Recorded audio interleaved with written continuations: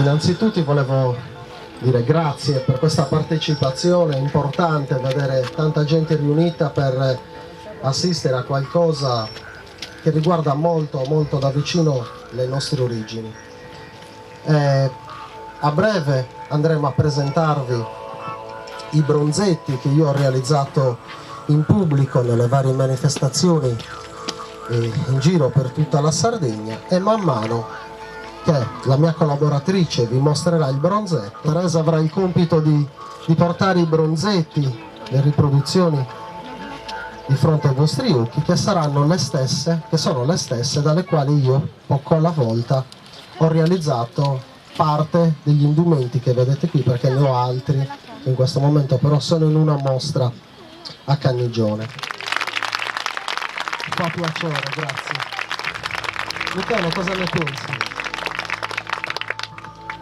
Il pensiero è ampio, diciamo che finalmente si riesce a dare un po' di respiro all'archeologia inogliastra che fatica un po' a farsi conoscere, che questo è il nostro cruccio principale, e quindi il lavoro che tu qua hai portato, che ora descriverai, sicuramente dà un grande contributo. Tutti gli elementi che conosciamo tramite l'espressione dei bronzetti è sicuramente un lavoro arduo che dà adito anche a eventuali diverse interpretazioni. La cosa importante è riferirsi sempre ai materiali disponibili all'epoca, e penso che su questo tu abbia fondato i tuoi studi. Sì, va bene.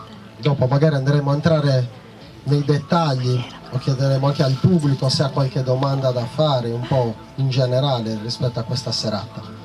Allora inizierei subito. Allora vi presento lei Teresa, vi porterà i bronzetti.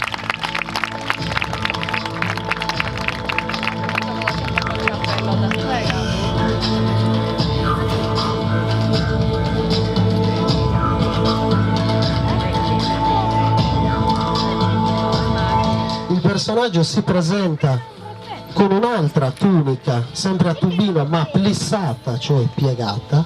La plissatura è utilizzata tutt'oggi negli abiti sardi.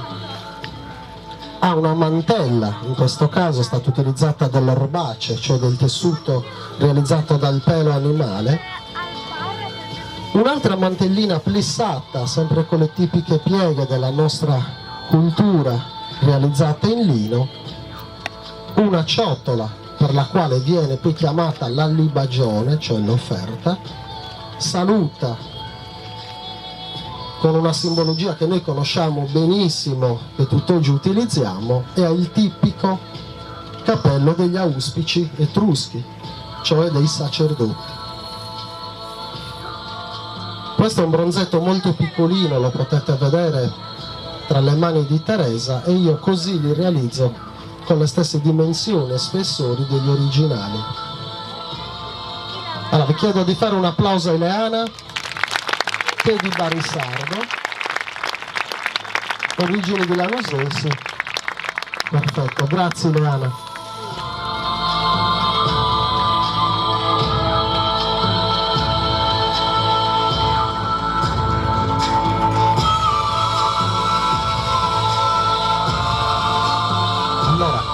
Come rientra Teresa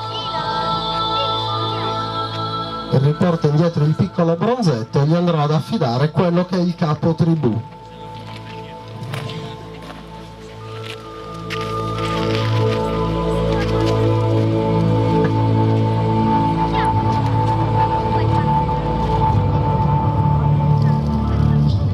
Il capo tribù, una delle figure più enigmatiche dell'epoca nuragica, quello che rappresentava probabilmente il capo spirituale del clan nuragico, quello che viveva all'interno del villaggio dove vi era il grandissimo nuraghe. Voi dovete sapere che i nuraghi erano alti addirittura 30 metri. Il capo tribù, in questo caso il capo tribù rinvenuto a Utta, del Cagliaritano, è un capo tribù diverso dai classici che possiamo vedere nelle altre rappresentazioni bronzee, perché è l'unico che si presenta con una spada in spalla al posto della mano, in segno di saluto, come avete visto prima nel bronzetto della sacerdotessa di Selene. Come tutti i personaggi maschili hanno le gambe nude, hanno un breve gonnellino, una tunica, e alcuni di questi bronzetti mostrano delle sciarpette che poi il bronzetto tiene sulle spalle. Queste sciarpette erano un simbolo di alto rango sociale, sono un po' le sciarpette che utilizzano oggi a livello sacrale e a livello insomma i sacerdoti, sono delle sorte di sciarpette che poi vengono riprese in epoca etrusca. Il personaggio si presenta con una bandoliera, che è questo fodero che contiene un pugnale, che vedremo ripetersi in tanti bronzetti, non solo nel capo tribù, ma che questo personaggio è un capo tribù lo si determina esclusivamente dal bastone, che è il bastone di comando, il bastone utilizzato da Noè, da Mosè, da tutti i grandi patriarchi delle epoche storiche. Probabilmente un bastone in olivastro per la sistematicità dei nodi che presenta il bronzetto. I capi tribù hanno sempre un mantello che io ho realizzato in orbace, perché l'orbace dovete sapere che era il primo materiale impermeabile della storia. Ci sono dei racconti di alcuni anziani di Arzana che mi dissero come veniva realizzato su sacco e goddoso, cioè il sacco che poggiava su scoddoso, che sono le spalle, il sacco che il pastore fino a 100-120 anni fa utilizzava in campagna per proteggersi durante i suoi tratti, durante la pastorizia. Si stendeva un panno di orbace sul terreno, lo si bagnava con dell'acqua bollente e dopo lo si batteva con i calcagni dei piedi. Si finiva di battere solo dopo che dal calcagno fosse uscita la prima goccia di sangue. Questo è ciò che mi hanno raccontato. In getti di acqua bollente il tessuto tendeva sempre a restringersi e quindi le fibre non permettevano più il passaggio dell'acqua. Questo personaggio, come tanti altri, ha una papalina che ancora una volta ci riporta quello che è l'uso che se ne fa tutt'oggi in chiesa, da parte del vescovo, da parte del prete. Ok, facciamo un applauso a Massimo Murgia di Lanusei. Grazie Massimo. Quelli di Uta sono i bronzetti più grandi rinvenuti in Sardegna. È chiaramente un guerriero che presenta degli schinieri, cioè delle protezioni per la tibia. Come tutti gli uomini, i personaggi maschili dell'epoca nuragica, un gonnellino, una tunica e delle sciarpette sempre di alto rango sociale, che ne determina proprio la classe d'appartenenza del personaggio, quindi un guerriero. Ha una protezione in cuoio bollito e salato che lo protegge sulla parte anteriore, ma allo stesso tempo protegge fino all'ultima costola per permettere anche i piegamenti, cioè la mobilità importantissima per un guerriero. Ha degli spallacci, una goliera e una spada a foglia, spada che ritroviamo al Museo di Cagliari proprio come reperto, perché il mio lavoro non era solo quello di realizzare i bronzetti e poi pensare a come potevano essere utilizzati i materiali dell'epoca nuragica, ma bisognava anche fare dei raffronti con ciò che i bronzetti mostrano e ciò che si trova tutt'oggi a livello di reperto in tutti i musei della Sardegna. E questa è la cosiddetta spada a foglia di salice o anche pistiliforme. Ne sono state ritrovate 3 in Sardegna di queste spade. Il personaggio si presenta con uno scudo trilobato. Questi sono i 3 lobi che determinano il nome dello scudo. L'umbone, che è questa parte centrale, che è presente a livello storico solo nei bronzetti nuragici, viene ripreso dopo da altre popolazioni, ma l'umbone è una caratteristica unica che mostrano solo i bronzetti della Sardegna.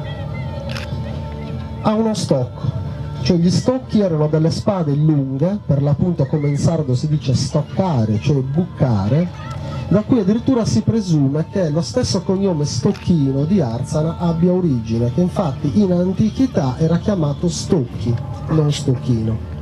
È stata un'aggiunta, quella successiva. Erano delle spade che non si usavano da brandeggio, cioè da oscillazione, ma si usavano esclusivamente di punte, per buccare le parti deboli e indifese come volto, inguine e ascelle degli avversari. In Sardegna di queste spade se ne trovano a fasci da 20 a 20 alla volta, legate da un piccolo sottile filo di rame, che venivano poi successivamente utilizzate per essere divinizzate con la punta verso l'alto e piombate in determinati templi o tombe dei giganti.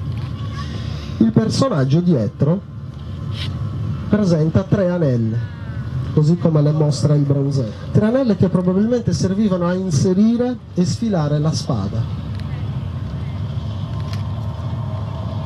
L'elmo, cioè la protezione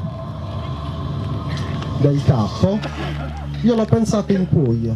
In questo caso il bronzetto presenta un elmo bicrestato, cioè formato da 2 creste. È cosa caratteristica che si pensava fino a qualche tempo fa che i bronzetti sardi avessero delle corna bovidi sui loro elmi, ma molti bronzetti, o quasi tutti, non presentano per niente le corna bovidi, anzi lo vedremo più in là. È infatti mia idea che i bronzetti presentino esclusivamente delle corna cervidi. In questo caso sono dei monocorni piccolini di cervo. Uno perché sono molto più leggeri dei corni in carbonio, cioè in creatina, perché le corna bovidi sono formate dalla stessa materia delle unghie, mentre le corna di cervo sono struttura ossea, quindi sono forate come le ossa, sono piene all'interno, molto leggere. E attenzione, nelle sepolture a livello archeologico non sono mai state rinvenute corna bovidi, ma sempre solo corna cervidi. Dei brevi schinieri a protezione delle tibie, il gonnellino, una tunica in orbace, il pugnale con la bandoliera, e lo rivedremo in altri personaggi, posteriormente il gruppo faretra. Il gruppo faretra è l'astuccio che contiene le frecce. In questo caso il bronzetto parrebbe che mostri un gruppo faretra spezzato in 3 parti e si vedono praticamente in trasparenza passare le aste delle frecce, e posteriormente, come tutti gli arcieri, ha uno spadino, uno stocco lungo la faretra. Il personaggio in questo caso ha una protezione per il ventre, ma questa non è solo una protezione per il ventre, o probabilmente non era solo una protezione per il ventre, anche perché dovete sapere che gli antichi credevano che lo spirito non risiedesse nel cuore ma nello stomaco, perché effettivamente è dallo stomaco che arrivano tutte le sensazioni, le emozioni. Quindi in antichità si pensava che lo spirito, la residenza dello spirito fosse lo stomaco. Successivamente, in epoche moderne, si è invece impostata l'idea che lo spirito residesse nel cuore, che l'anima fosse nel cuore. Questo personaggio presenta un brasad. Il brasad serviva per evitare che la corda grattasse durante lo sgancio della freccia sul braccio e creasse delle abrasioni. Ha una sorta di passafreccia e lo mostra il bronzetto. È un'altra caratteristica che mostra il bronzetto, di cui ho trovato un riscontro al Museo di Cagliari, è un tendiarco, un oggetto che il professor Taramelli, uno dei primi archeologi in Sardegna, ipotizzò essere un tendiarco. Io l'ho collaudato, l'ho realizzato così come quello che è stato trovato al museo, ed effettivamente si tratta di un attrezzo molto intelligente per tendere degli archi molto pesanti. Un po' questo mi riporta al racconto di Ulisse, che nessuno riusciva a tendere l'arco, solo lui sapeva come fare. Anche questo personaggio presenta un elmo bicrestato e sempre le solite corna di cervo. Un applauso a Maurizio. Grazie, grazie Maurizio. Allora, il prossimo personaggio è una sacerdotessa ogliastrina. In questo caso io non vi posso dire il nome del comune di appartenenza di questo personaggio, perché molto spesso i bronzetti non hanno un comune d'appartenenza, o perché vengono recuperati dai carabinieri, dal nucleo tutela recupero dei beni archeologici, o vengono restituiti o donati senza dare informazioni su dove e quando sono stati rinvenuti. Quindi potremmo pensare che questo bronzetto sia di Barissardo, o di Loceri, o di Tortolì. Non sappiamo effettivamente di quale comune. Un po' diversa anche dal livello del cappello rispetto a quella di Selene. Non vi posso mostrare il bronzetto perché ce l'ho in esposizione a Canigione. Questo personaggio si presenta sempre con la classica tunica che arriva sino ai piedi, ha una stola plissata lungo tutto il bordo, lunghissima, un mantello, la tipica ciotola come abbiamo visto prima nella sacerdotessa di Selene, quindi un'altra libagione, la mano sempre in segno di benevolenza e saluto, e il cappello a cono, ma in questo caso rimane un po' a spirale, proprio come lo mostra il bronzetto, perché non tutti i capelli delle sacerdotesse o dei sacerdoti di quest'epoca sono simili, o meglio, sono simili ma non sono mai identici. Alcuni sono più o meno a punta, altri sono aperti a sombrero, altri sono chiusi lateralmente. Non so, sono simili, ma evidentemente all'epoca la differenza della tipologia di capello aveva qualche caratteristica in più su quel personaggio. Ok, facciamo un applauso ad Anna, grazie Anna. Il prossimo personaggio invece è un musico. Come in tutti i popoli c'erano anche giustamente i musici.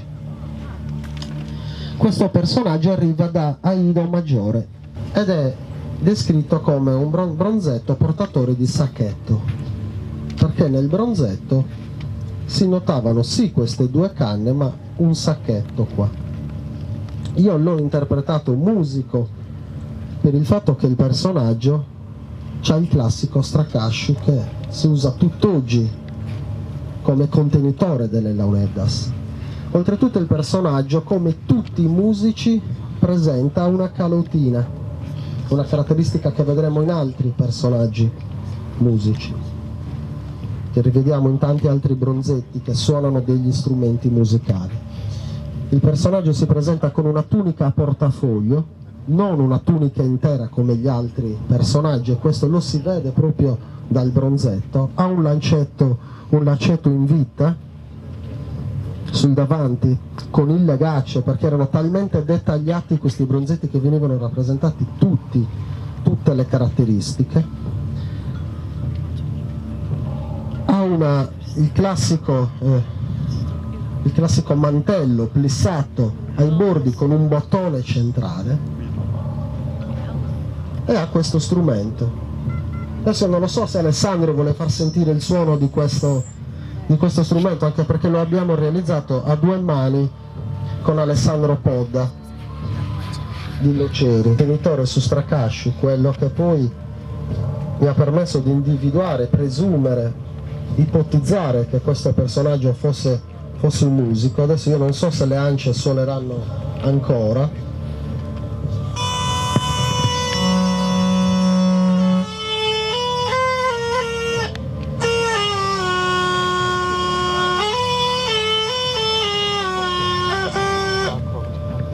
Vabbè, è realizzato così su due piedi, diciamo, ecco. Eppur suona, magari andrà accordato ancora, però suona.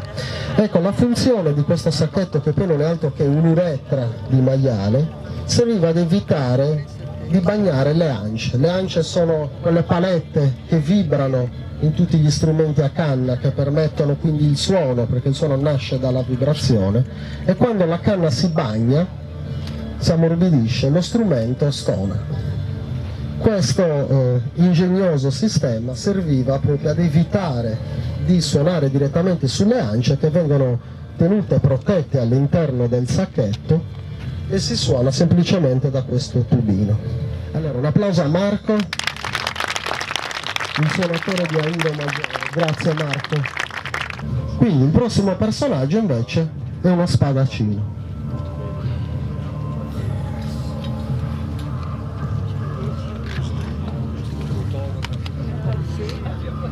Allora, questo bronzetto dovete sapere che se voi lo volete vedere in originale dovete andare a Firenze, perché questo bronzetto sta in esposizione a Firenze. Come tanti dei reperti rinvenuti in Sardegna, molti sono finiti ad arricchire o collezioni private o musei al di fuori della nostra uno stocco in mano. Posteriormente, ti puoi girare per favore così ti vedono anche da questa parte, la pettorina e gli spallacci. Posteriormente tiene uno scudo appeso per mezzo di un cordoncino a lungo stocco. Ha un elmo tricrestato, cioè formato da 3 creste. Probabilmente anche questo aveva un senso. L'elmo bicrestato, l'elmo tricrestato, non so se probabilmente c'era una sorta di gerarchia militare in questa tipologia differente di elmo.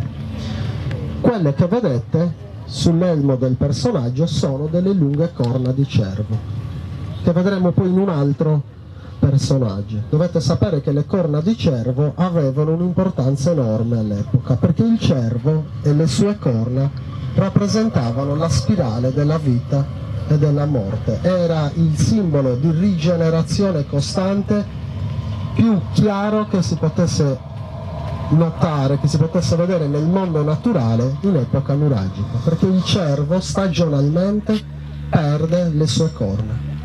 Le corna del cervo cadono e di anno in anno, di stagione in stagione, queste ricrescono, più grandi e più possenti di prima. Questa era una cosa che evidentemente colpiva. Allora, il prossimo personaggio che vi presentiamo invece è un operaio.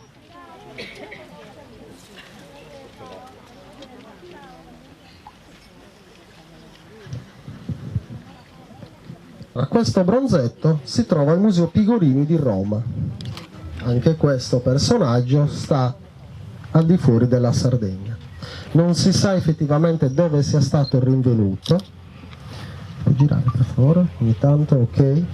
Il personaggio si presenta classicamente scalzo come il 99% dei bronzetti.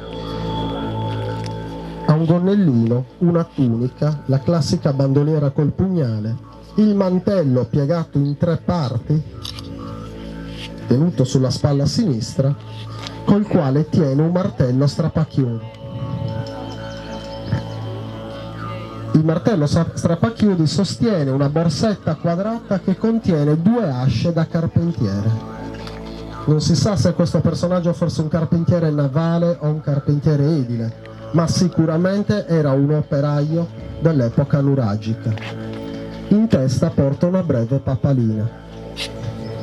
Questo è l'unico personaggio rinvenuto tra gli oltre 1000 bronzetti rinvenuti in Sardegna che rappresenta un operaio.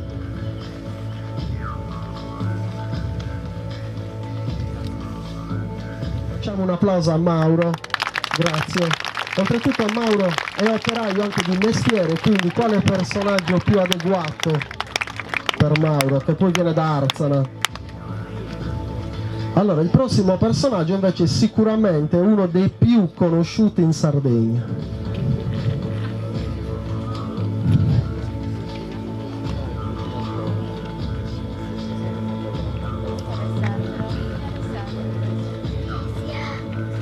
Vogliamo vedere che è più pesante questo. Ok. Tadorgali. Ne sono stati rinvenuti 2 in Sardegna, una ad Orgali e una ad Ozieri. Si presentano allo stesso modo con un gonnellino con una punta posteriore, con un bordo, con una sorta di plissatura laterale, perimetrale, una cintura con 4 bottoni, ha una protezione per l'avambraccio formato da 3 borchie, girate anche qua, grazie Ale, una protezione in cuoio bollito e salato per l'intero braccio, all'interno di questa palla, di questa sfera di cuoio, c'è una maniglia. A questa maniglia è collegata una brevissima lama. Classicamente pugilatori, probabilmente erano degli squarciatori, cioè dei personaggi di primo assalto, in mezzo alla mischia, senza una spada, senza un oggetto che potessero perdere dalle mani. Avevano sicuramente la funzione di pugnalare e strappare le carni degli avversari. Il grande scudo che il bronzetto presenta sulla testa viene copiato dai Sanniti. Cioè, mi spiego meglio. Allora, la forma più antica di questo scudo è sarda. La troviamo nei giganti di Monteprama, la ritroviamo nei bronzetti e successivamente la ritroviamo nei Sanniti intorno al 200 a.C. I romani con la prima guerra sannitica persero perché i Sanniti avevano questo scudo. I Sanniti lo chiamavano scutta. Noi in sardo abbiamo un termine, scutta e manu. Infatti era uno scudo usato anche per picchiare, per colpire. Uno scudo grande che copriva tutto il corpo, ma allo stesso tempo permetteva anche un uso difensivo, offensivo oltre che difensivo. I romani nella seconda guerra sannitica copiarono questo scudo dei Sanniti, gli aggiunsero una lama tagliente qua sotto, coi quali venivano tagliati i piedi degli avversari, quindi veniva lasciato cadere a terra tagliando le punte dei piedi degli avversari. Ma in origine, lo ripeto, questo scudo, che poi è uno scudo costolato, cioè rigido, era in uso ai sardi, che avevano una grande eredità militare, uno grande studio militare. Lo stesso Lelio, quando iniziò a scavare in Sardegna, a tirare fuori tutti questi personaggi che per l'80% i bronzetti rappresentano guerrieri, esclamò: questi sardi sembrano figli di un dio barbaro, perché la cultura militare, l'evoluzione militare presente nei bronzetti era qualcosa che nel Mediterraneo non trovava paragone. Grazie Alessandro.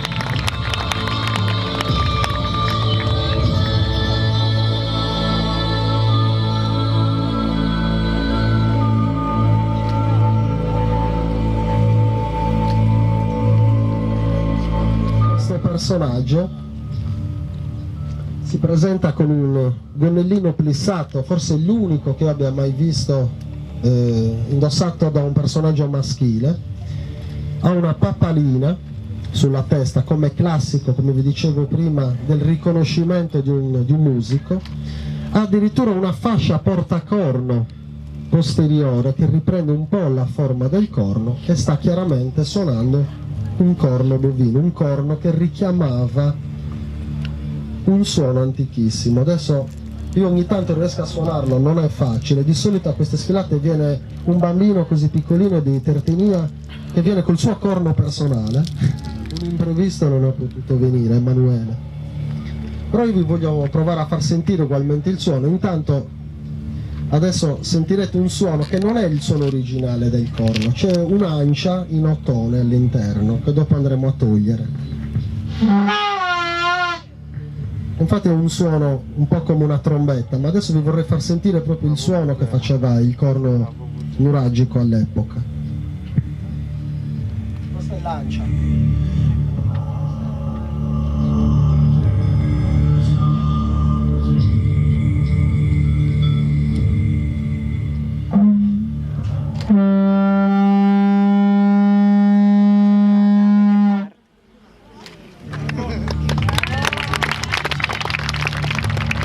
Non è facile perché va sternacchiato dentro, non ha niente all'interno, è vuoto. Se io dovessi soffiare aria all'interno non farebbe nessun suono, ma è questa vibrazione, sempre lei, che poi rimbalza nelle pareti del corno e tira fuori quel suono.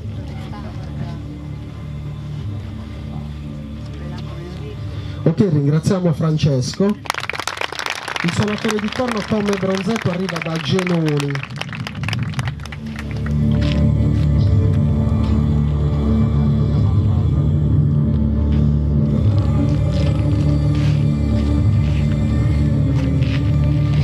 Allora, questo bronzetto viene da tetti come l'arciere che abbiamo esaminato prima, ma questo personaggio presenta una caratteristica che non ritroviamo in tantissimi bronzetti, cioè è collegato doppiamente a un altro bronzetto. Cioè i bronzetti in questa rappresentazione sono due, sono stati fusi assieme in un unico blocco e rappresenta due personaggi. In questo caso c'è le lunghissime corna che sta a sinistra e un altro con un elmo a pennacchio, che era un altro elmo presente in Sardegna in epoca nuragica, che sta alla sua destra. Il personaggio, Ale per favore girati un attimo, il personaggio si presenta sempre con la classica protezione, la pettorina corta, addirittura in questo caso rimane svasata per assecondare il piegamento del corpo, ha le classiche sciarpette di cui abbiamo già discusso ampiamente prima, dei lunghi schinieri a copertura delle tibie, gonnellino e tunica, e tiene un lunghissimo stocco come quello che abbiamo visto prima nel personaggio di Firenze. Dietro lo stocco tiene uno scudo non trilobato come i due precedenti, ma uno scudo realizzato a raggiera che ho interpretato con la sovrapposizione di cuoio, possiamo vedere anche dietro, per creare una sorta di disegno circolare, radiante, quindi lo possiamo chiamare anche così. Il personaggio si presenta con due lunghe trecce per lato, ha un elmo tricrestato e queste sono le corna di cui vi parlavo prima, che abbiamo visto anche in altri personaggi. Sono le corna di Sulonagio.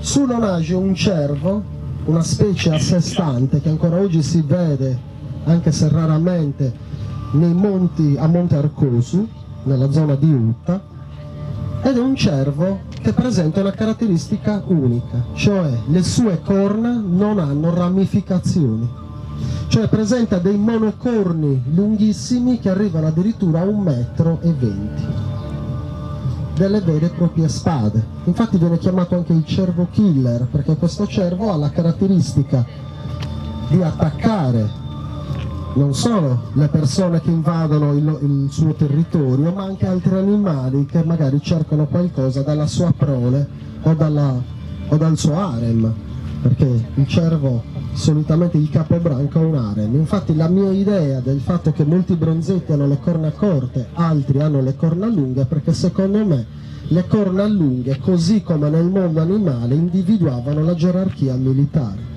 Cioè così come nei cervi il cervo dalle corna più lunghe diventa il capobranco, così nel mondo, diciamo, umano, a livello insomma di un guerriero, probabilmente questo poteva essere l'elmo di un generale, o meglio questo personaggio praticamente poteva essere visto come un generale dell'epoca nuragica. Attenzione, si dice che il sardo era armato sino ai denti, ma guardate, il sardo in realtà era armato fin sopra i denti. Infatti nel bronzetto si vede una sporgenza sulla fronte, che io ho interpretato e presumo essere una piccola testa d'asce. Infatti il sardo è l'unico, almeno che si sappia, che usa il colpo di testa. E stranamente questi personaggi nuragici presentano una sorta di ascetta sulla fronte. Probabilmente anche questo è frutto di uno studio militare e uno studio anche relativo alle armi che potevano essere utilizzate con qualsiasi muscolo del corpo. Il personaggio in questo caso saluta, a differenza magari dell'altro che aveva invece la mazza. E niente, facciamo un applauso ad Alessandro che viene dalla Musei. Grazie Alessandro. Allora, quelli nei mattoni io ho messi col piombo, cioè ho fatto un foro nel mattone, ho fatto una colata di piombo e ho bloccato i canali di colaggio del bronzo nel piombo, perché in realtà questa era la loro posizione originale. Infatti i bronzetti venivano collocati in altari littici, quindi in altari di pietra, dove venivano fatti dei fori che prendono i nomi di coppelle, in questi fori veniva inserito il bronzetto e veniva colato il piombo. Il bronzetto lì doveva stare in maniera eterna. Quindi si rappresentava una scena, c'era la sacerdotessa, c'era il guerriero, c'era l'offerente, c'era il musico, c'era il pugilatore, veniva rappresentato il loro popolo, la loro etnia in quest'altare di pietra. Potremmo definire quasi il primo presepe del mondo, potremmo dire che è nato in Sardegna, perché la parola presepe vuol dire rappresentazione. E così come a livello cristiano la rappresentazione della nascita di Gesù viene chiamata classicamente presepe, anche questo in realtà è un presepe che racconta quello che era il popolo di oltre 3000 anni fa. Allora, questo personaggio è un personaggio che viene chiamato come l'offerente o anche l'acquaiolo o il portatore di anfora. Anche questo personaggio non sta in Sardegna, sta anche questo al Museo Pigurini di Roma. È semplicissimo, ha un gonnellino, una tunica, la bandoliera col classico pugnale, una papalina in testa, una sorta di calottina, un'anfora di cui ritroviamo la stessa tipologia a livello archeologico e nei vari musei della Sardegna, in più di un museo. Era evidentemente un'anfora utilizzatissima, non sappiamo se fosse per vino o per acqua, e saluta come gli altri bronzetti offerenti. Si presume infatti che le offerte venissero portate al tempio chiedendo in cambio probabilmente benevolenza o per la loro famiglia o per se stessi. Ok, un applauso a Sergio di Barisardo. Grazie Sergio.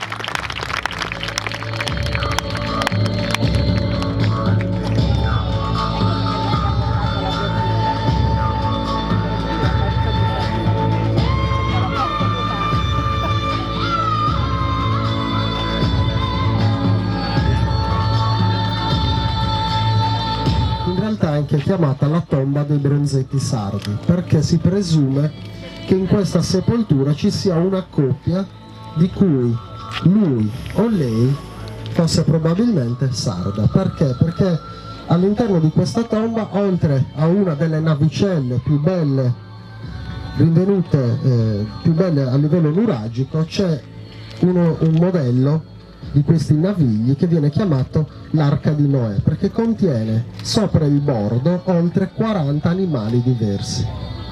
Insieme a questa navicella sono stati trovati due piccoli vasetti miniaturistici che rappresentavano delle torbe. Quando lo rappresentavano a spirale stava ad indicare l'intreccio vegetale, come questo cestino in pratica. E insieme a tutto questo materiale bronzeo vi era anche questo personaggio che noi ritroviamo sempre nella grande statuaria di Montepranno, perché ne sono stati ritrovati due, se non sbaglio, l'ultimo addirittura era questo personaggio.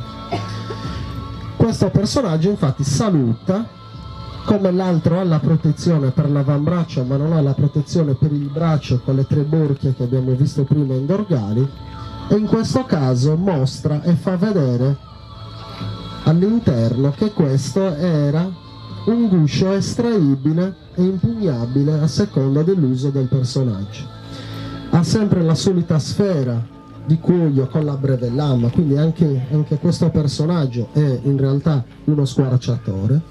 Non ha un gonnellino corto come l'altro, ma pur sempre a punta, come abbiamo visto nel personaggio di Dorgali. Ha una sorta di cintura e delle bretelle, ha delle lunghissime trecce. La caratteristica principale è che ha uno scudo ad avvolgimento, cioè uno scudo che non ha più la costolatura rigida che abbiamo notato nello scudo a tegola che abbiamo visto prima, ma è uno scudo che probabilmente permetteva un altro tipo di lotta.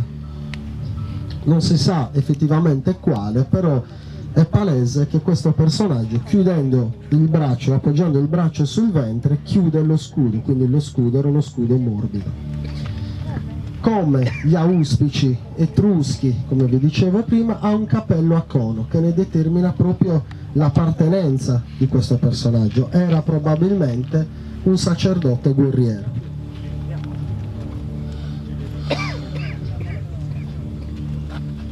Ringraziamo Salvatore che è venuto da Tortolì.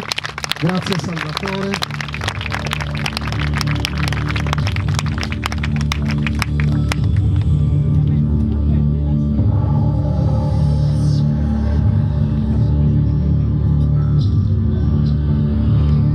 personaggio ogliastrino. Come la sacerdotessa di Selene non ha un comune d'appartenenza, ma è un personaggio ritrovato in Ogliastra. Si presenta scalzo, con un gonnellino, la tunica, ha il classico mantello piegato in 3 parti, l'abbiamo visto prima nel Carpentiere, ha come il Carpentiere la fascia col pugnale, però in mano, o meglio sulla spalla, ha un classico tagliere sardo, un vassoio. In questo vassoio ci sono sorte di ciambelle. In realtà queste non sono fatti fritti, che poi il fatto fritto arriva successivamente, però è la prima forma di ciambella a livello storico che noi ritroviamo nell'epoca del bronzo. Erano probabilmente i gattulis che si fanno tutt'oggi a Villa Grande, Strisai. Il gattulis è un dolce fatto con la semola, con la farina, col formaggio. Sono 2 tipi di formaggio diversi, per cui la ricotta è il primo sale, si chiama così, l'ho scoperto studiando la ricetta del gattulis, c'è un formaggio che prende il nome di primo sale, sicuramente le donne lo conoscono più di me. Veniva impastato il tutto con anche della scorza grattugiata di arancia, veniva impastato, fritto e poi veniva messo sopra il miele.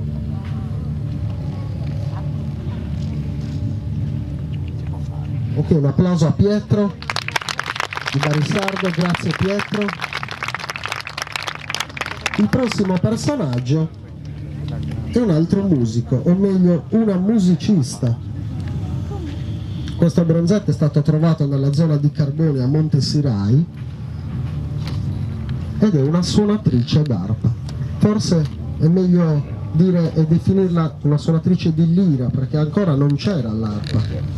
C'era uno strumento più antico che si chiamava la lira, che ha dato poi il nome alla nostra moneta, che è strano.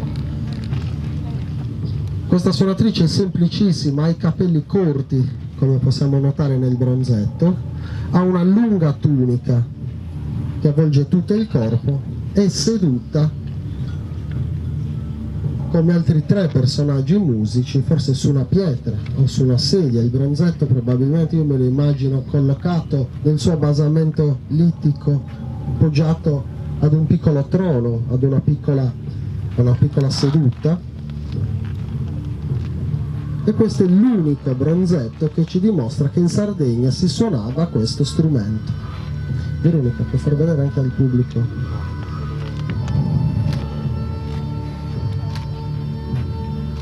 Facciamo un altro applauso a Veronica e al comune di Barisardo che hanno accettato con interesse questa serata. E il prossimo personaggio che vi presentiamo è un arciere bellissimo, perché è il più dettagliato, il più ricco di particolari di tutta la bronzistica nuragica. Un bronzetto che però racconta una storia tristissima, perché questo bronzetto dovete sapere che 15 anni fa è finito in una mostra a Torino ed è sparito. Non è a Torino e non è mai più ritornato in Sardegna. Cioè uno dei bronzetti più belli rinvenuto ad Usellus non è più ritornato. Forse qualcuno ce l'ha in un comodino, forse ce l'ha lei signora, no, non credo. Forse ce l'ha lei? No? In tasca? No? Ecco, trovato chi ce l'ha? Bene. Questo diciamo che è l'unica copia presente di questo personaggio.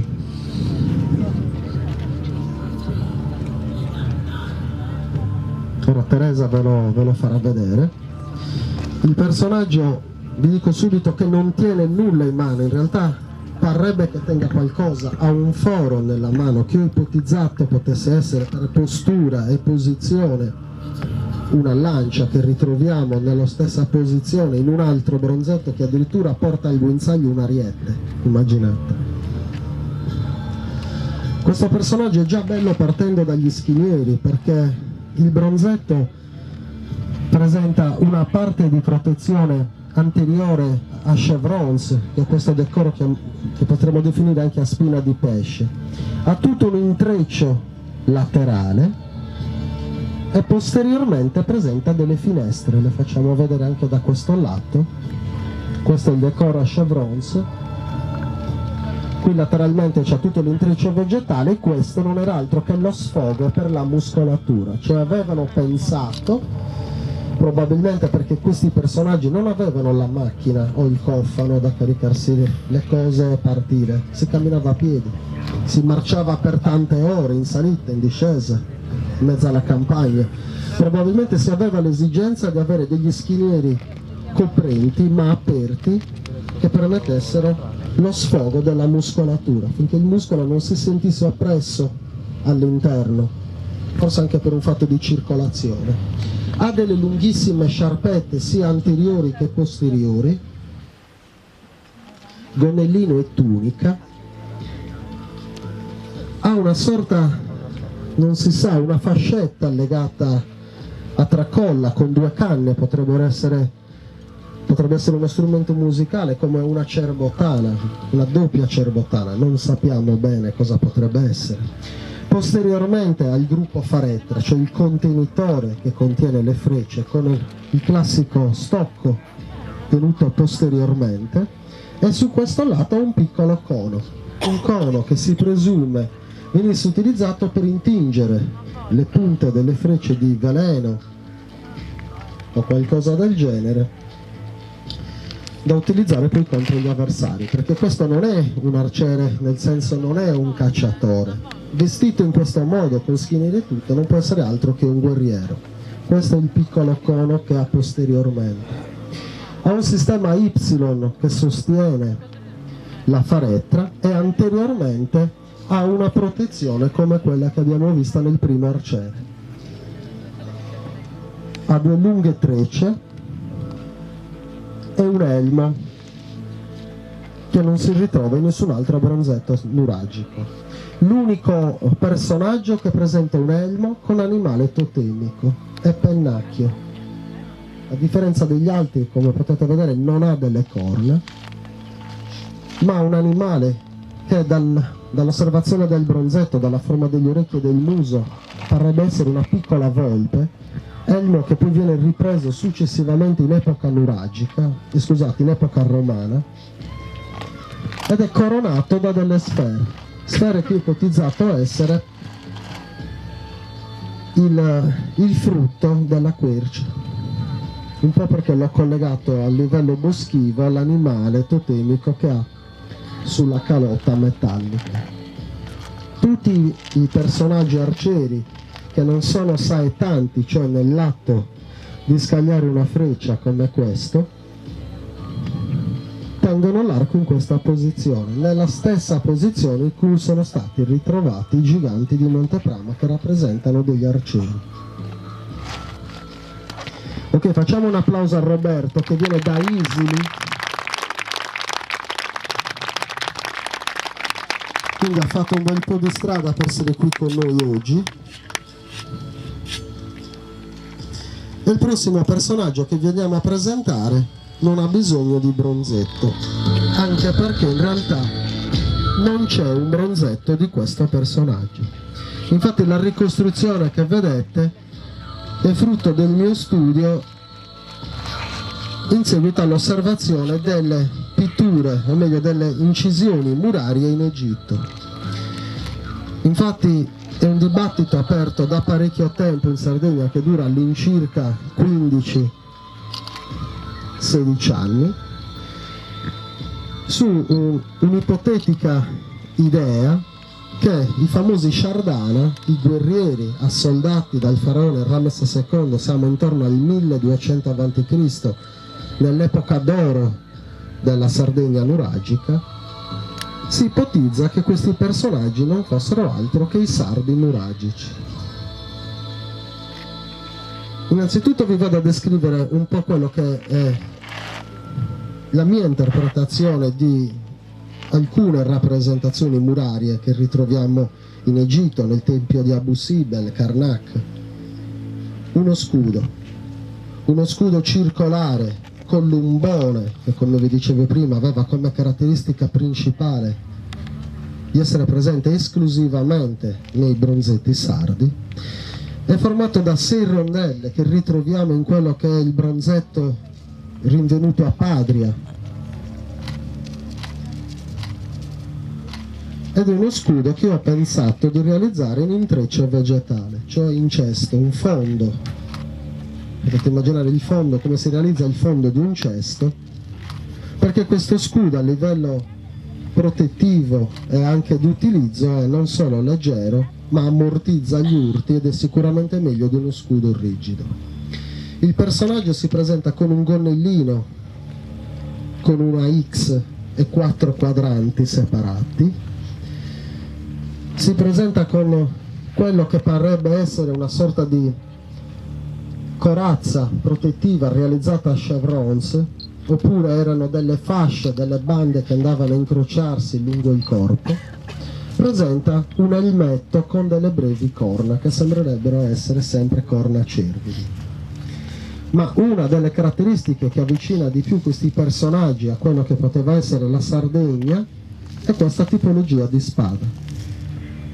Una spada triangolare che caratterizza questi personaggi, che trova riscontro a livello archeologico esclusivamente in reperti sardi. Infatti questa non è altro che la riproduzione di una spada ritrovata a Santi Rosci nel Cagliaritano. Durante gli scavi per la realizzazione di una scuola, della palestra di una scuola se non sbaglio, sono venuti fuori degli oggetti all'incirca 40 tra pugnali e spade in rame arsenicale, cioè un rame molto più duro rispetto al rame classico, perché proveniva da una miniera che conteneva di base un induritore metallico che è l'arsenico, che non è solo un veleno, per l'appunto è anche un induritore metallico, e che permetteva a queste spade di essere durissime. Queste spade sono le uniche, oltre che essere le più antiche d'Europa, perché risalgono al 1800-1600 a.C., quindi proprio all'inizio dell'epoca nuragica, sono le uniche che sono compatibili con i personaggi che vediamo rappresentati in Egitto, che nel 1200 a.C. si unirono con altre popolazioni, Sciacalasa, Wakalasa, Pelesset.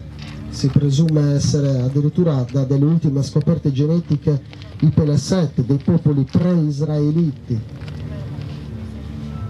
Addirittura si presume che questi popoli provenissero dalla Sardegna o dall'Iberia. Questi sono gli ultimi dati genetici che ci vengono forniti sui Pelesset, i compagni di battaglia degli Sciardani. Quindi si formò una coalizione chiamata la coalizione dei popoli del mare, dove probabilmente c'erano anche gli Sciacalasa, che erano i siculi, i siciliani, e gli Wakalasa probabilmente i corsi.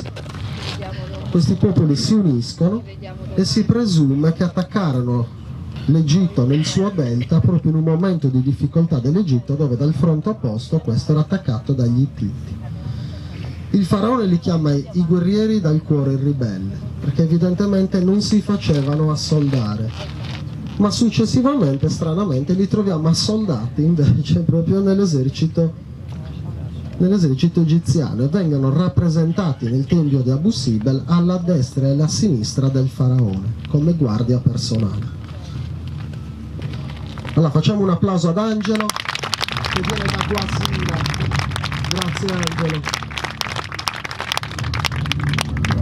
Ok, io richiamo qui anche Michele. Non era per loro, io da solo non avrei potuto fare nulla, è solo merito loro che stasera siamo riusciti a creare questa atmosfera, merito del fatto che hanno rappresentato bene il loro personaggio, sono rimasti seri, hanno capito l'importanza di quello che si andava a fare, e spero che l'abbiano trasmessa anche a voi. Magari avete un po' più di cura e di interesse per le vostre origini, per la vostra storia, perché è importante che i nostri figli sappiano, che le persone conoscano, e soprattutto anche riuscire a portare un turismo diverso in Sardegna, che non è necessariamente quello delle spiagge e degli ombrelloni, ma si può avere anche un turismo intellettuale, un turismo culturale. La Sardegna non è solo mare, spiaggia, boschi, bei tramonti, la Sardegna che ha tanta cultura, dobbiamo ricordarlo un po' tutti, i primi dobbiamo essere noi sardi.